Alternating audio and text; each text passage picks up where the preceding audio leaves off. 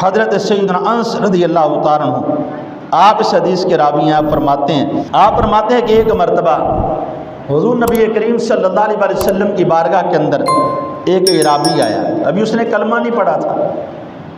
آ گیا چلتے چلتے، اس کو پتہ چلا کہ کوئی بھی اگر حضور نبی کریم صلی اللہ علیہ وسلم کی بارگاہ میں جاتا ہے نا تو حضور علیہ السلام اس کو خالی نہیں لٹاتے، حضور علیہ السلام اس کو ضرور عطا فرماتے ہیں۔ اب اس نے سن رکھا تھا، یہ چلا حضور کی بارگاہ کے اندر پہنچا، اب آقا علیہ السلام کے پاس جب آیا نا تو اس وقت حضور علیہ السلام اپنی بکریوں کو چرا رہے تھے۔ اب حضور نبی کریم صلی اللہ علیہ وسلم کی بارگاہ میں حاضر ہوا، آقا علیہ السلام نے فرمایا ہاں اعرابی کدھر آئے ہو؟ عرض کرتا ہے یا رسول اللہ صلی اللہ علیہ وسلم، اے محمد صلی اللہ علیہ وسلم مجھے کچھ نہیں چاہیے، بس میں مفلس ہوں، غربت ہے، ہر طرف جو ہے وہ تاریکی چھائی ہوئی ہے، گھر کے اندر کھانے کے لیے کچھ نہیں، بچوں کے پاس پہننے کے لیے کچھ نہیں ہے، حاجت مند ہوں، ضرورت مند ہوں، آپ کے پاس چل کر آ گیا ہوں۔ تو حضور نبی کریم صلی اللہ علیہ وسلم نے اس کو فرمایا اچھا بتاؤ کیا چاہتے ہو، تمہیں کیا چاہیے کہ تمہاری ضرورت پوری ہو جائے؟ حضور یہ نہیں کہتے تھے کہ یہ لو میں تمہیں اتنی میرے پاس، عام طور پر ہوتا ہے نا ایسا کہ آپ کسی کے پاس جاتے ہیں اپنا سوال رکھتے ہیں، تو ابھی جب ہم نے مسجد کی تعمیر کی تو بھائی عبدالعزیز میرے ساتھ تھے، ہم ایک جگہ پر چلے گئے، اس کے بارے میں بڑا مشہور تھا کہ مسجدوں کے ساتھ بڑا تعاون کرتا ہے، خیر نام لینا مقصود نہیں ہے، صرف ذکر کرنے لگا ہوں اس لیے تاکہ ہم سمجھ سکیں کہ آج کے سخی کا عالم کیا ہے اور مدینے والے سخی کا عالم کیا ہے۔ ہم چلے گئے، بندے نے کہا آپ لینٹر ڈال رہے ہیں، اس کے پاس جائیں، ہو سکتا ہے کہ پورے لینٹر کا سریا دے دے، سیمنٹ دے دے، فلاں دے دے، فلاں دے۔ میں نے کہا چلے ٹھیک ہے، ہم چلے گئے وہاں پر، ہم نے جا کر اس کے سامنے پہلے تو بیٹھے انتظار کرتے رہے، وہ بندہ آیا، ہم نے اس سے کہا بھئی یہ ہمارا سوال ہے، ہماری یہ ضرورت ہے، اس نے 5000 نکالا ہمیں دے دیا، یہ گا رہا ہے غصے میں، انہوں نے 20,000 دیا، کہتے ہیں یہ پکڑیں جناب میری طرف سے آپ قبول فرمائیں۔ میں نے کہا جزاک اللہ، یعنی کہ ہر بندے کی اپنی سخاوت کا ایک عالم ہوتا ہے کہ ہر بندہ اپنی حیثیت کے مطابق دیتا ہے نا، کسی نے بھی کچھ بھی دیا، جس کو بھی دیا، جتنا بھی دیا، وہ یہ نہیں پوچھتا کہ تمہاری ضرورت کیا ہے، بلکہ جب بھی کسی سخی کے پاس جائیں وہ اپنی استطاعت دیکھ کر، اپنی بساط دیکھ کر وہ کچھ نہ کچھ عطا کر دیتا ہے کہ جاؤ میرے پاس اتنی گنجائش تھی، میرے آقا کا در ایسا در ہے، وہاں پر پوچھا جاتا تھا بتاؤ تمہیں چاہیے کیا ہے، وہاں پر یہ نہیں پوچھا جاتا تھا کہ میرے پاس صرف اتنے سے گزارا ہو جائے گا، نہیں، حضور علیہ السلام فرماتے تھے بتاؤ تمہاری ضرورت کتنی ہے، کتنے سے کام چلے گا، کتنا چاہیے۔ اس اعرابی نے بھی کلمہ نہیں پڑھا تھا، حضور چاہتے تو کہہ سکتے تھے تو تے کلمہ بھی نہیں پڑھیا، جا کافراں دے کولوں جا کے منگ، میرے کول کیوں آئے؟ حضور علیہ السلام نے ایسا نہیں کہا، حضور علیہ السلام کی بارگاہ میں اپنے تو اپنے رہے، بیگانے بھی آتے تو حضور ان کو بھی عطا فرما دیتے تھے۔ یہ حضور علیہ السلام کی سخاوت کا عالم ہے۔ میں کہتا ہوں اگر بارگاہ مصطفی کی بات کی جائے، وَأَمَّا السَّائِلَ فَلَا تَنْهَرْ کی عملی تفسیر کو دیکھا جائے تو حضور کی بارگاہ میں کوئی گورا آیا اس کو بھی عطا کیا، کوئی کالا آیا تو اس کو بھی عطا کیا، کوئی امیر آیا تو اس کو بھی دے دیا، کوئی غریب آیا تو اس کو بھی دے دیا، کوئی اپنا آتا ہے اس کو بھی عطا کر دیتے ہیں، کوئی بیگانہ آتا ہے تو اس کو بھی عطا کر دیتے ہیں۔ فرمایا آنے والا کوئی بھی ہو اس کی حیثیت کو نہیں دیکھا جاتا، بلکہ یہ دیکھا یہ جاتا ہے کہ آنے والا آیا کہاں پر ہے۔ یہ تو اس کی بارگاہ میں ہے جس کو رب نے فرمایا ہے کہ محبوب آنے والا کوئی بھی آ جائے اس کو خالی نہیں لٹانا بلکہ عطا کر کے بھیجنا ہے۔ تو حضور نبی کریم صلی اللہ علیہ وسلم نے فرمایا ہاں اعرابی بتاؤ تمہیں کتنا چاہیے، کس طرح تمہاری ضرورت پوری ہو سکتی ہے؟ عرض کیا یا رسول اللہ صلی اللہ علیہ وسلم آقا ان دونوں پہاڑیوں کے درمیان آپ کے پاس جتنی بکریاں ہیں نا یہ ساری کی ساری مجھے عطا کر دیں۔ ابھی کافر ہے، کلمہ نہیں پڑھا، حضور علیہ السلام نے یہ نہیں فرمایا چوتھا حصہ لے جا، تیسرا لے جا، آدھا لے جا، نہیں فرمایا۔ آقا علیہ السلام نے سوچا بھی نہیں، تردد بھی نہیں کیا کہ یار ٹھہر جا مینوں سوچ لیں جے ساریاں تینوں دے دا تے میں کی کراں گا۔ حضور علیہ السلام نے کوئی تردد نہیں کیا،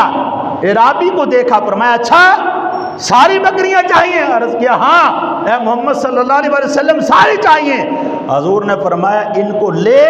اور اپنے ساتھ لے کر چلا جا، آج کے بعد یہ میری نہیں تمہاری ہے۔ عرض کرتا ہے یا رسول اللہ صلی اللہ علیہ وسلم، اے محمد عربی، میں نے آپ کے بارے میں سن رکھا تھا کہ آپ سخی ہیں، دریا دل ہے، آج صرف سن ہی نہیں رہا بلکہ دیکھ ہی بھی رہا ہوں۔ یا رسول اللہ اب کافر نہیں مرنا چاہتا، اپنے غلاموں کے اندر شمار فرما کر مجھے بھی کلمہ پڑھا لیں۔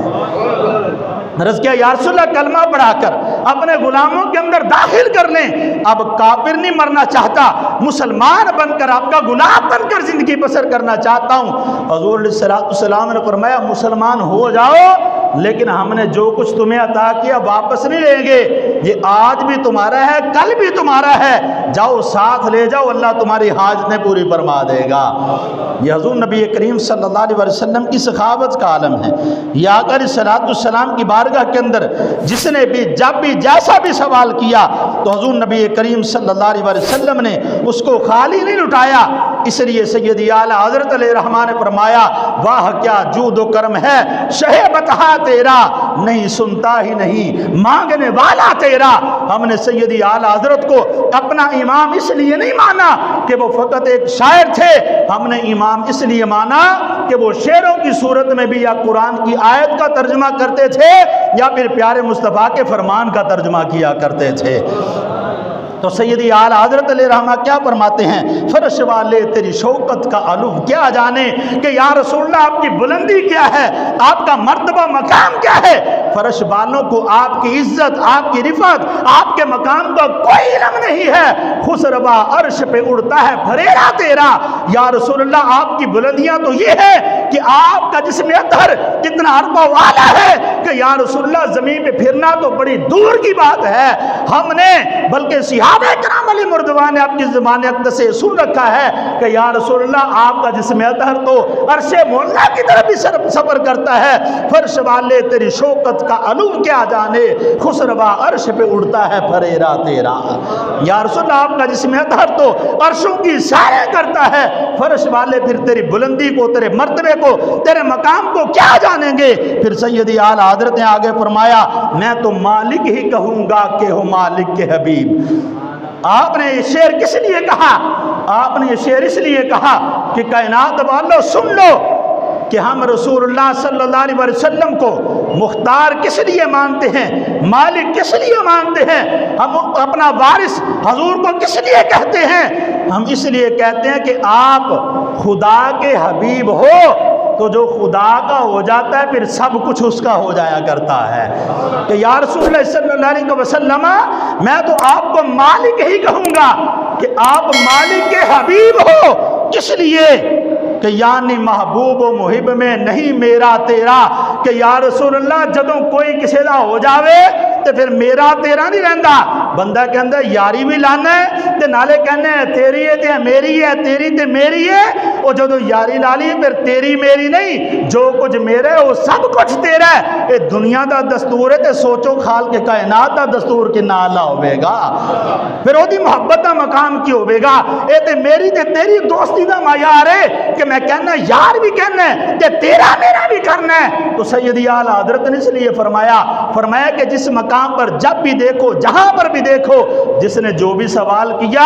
اس نے حضور علیہ السلام کو مختار کل سمجھ کر سوال کیا ہے۔ جنت مانگی تو حضور نے جنت دے دی، بازو مانگا تو حضور نے بازو عطا کر دیا، آنکھ مانگی تو حضور نے آنکھ عطا کر دی، کسی نے گھر مانگا حضور نے گھر عطا کر دیا، بیڑے بکریاں مانگی حضور نے وہ عطا کر دی، کسی نے باغ مانگا حضور نے وہ عطا کر دیا۔ میں نے کہا یہ بارگاہ اتنی اعلیٰ بارگاہ ہے، ہم اسی لیے کہتے ہیں کہ ہم تو مالک ہی کہیں گے کہ ہم مالک کے حبیب، یعنی محبوب و محب میں نہیں میرا تیرا۔ ہمارا یہ ایمان ہے، ہمارا یہ عقیدہ ہے، اور اسی لیے ہے کہ یا رسول اللہ ہم نے جب بھی آپ کی بارگاہ سے مانگا، جس طرح بھی مانگا ہے تو کبھی اپنے آپ کو خالی نہیں دیکھا، تنہا نہیں دیکھا، اپنا دامن بھی برتے دیکھا ہے اور آپ کو اپنی پشت پر بھی دیکھا ہے۔ یا رسول اللہ آپ کا دست مبارک، آپ کا ہاتھ مبارک ہر لمحہ ہماری پشت پر رہتا ہے۔ یہ آپ کی کرم نوازیاں ہیں کہ واہ کیا جود و کرم ہے، شہبتہا تیرا، نہیں سنتا ہی نہیں مانگنے والا تیرا۔ وآخر دعوانا الحمدللہ رب العالمین۔